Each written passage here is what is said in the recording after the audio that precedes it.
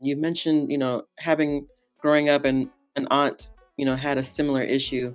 Yeah. So if you don't mind, could you just talk briefly? Because I know, one thing I love doing, I love trying to, I guess, incorporate the cultural context for, in all that we do. So with your aunt, of course, without like giving her personal information, but like, do you remember any conversation growing up or kind of how her story ended as it relates to, having children or anything like that? Yeah, so because she was a very close family member to us, and we all knew because obviously my mom, I think my mom and dad actually brought her up. So Mm, it was obvious to us that that was a challenge. They went, as a little child, I can remember what happened then because I was right, very little.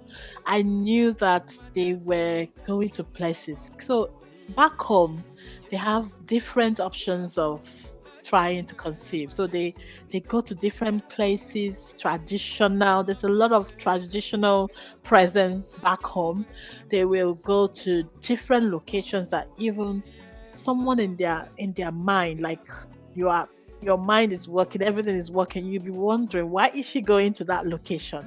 Even on the way to the place, you can sense that there's something wrong with this. But when you are trying to conceive, you're clouded with emotions of I need results. Like, can this happen to me right now? So you're not thinking very well. So every suggestion people give to you, you just grab it straight away and you're on your way. So I knew that my auntie went to different places.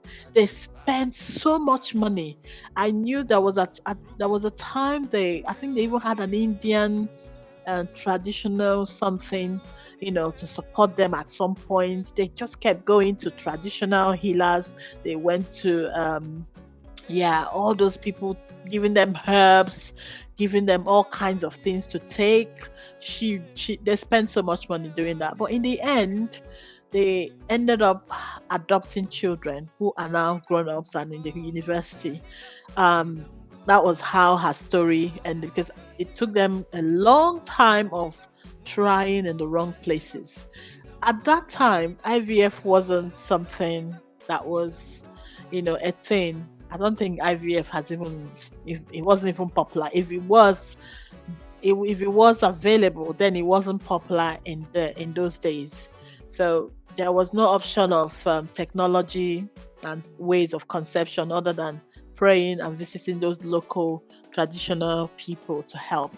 So it was a terrible. I saw it with my eyes as a baby, as a child growing. We knew it was a concern because your parents would sit with you, you pray about it, you talk about it, and all of that. Yeah, yeah, it was yeah. a terrible, terrible experience for them.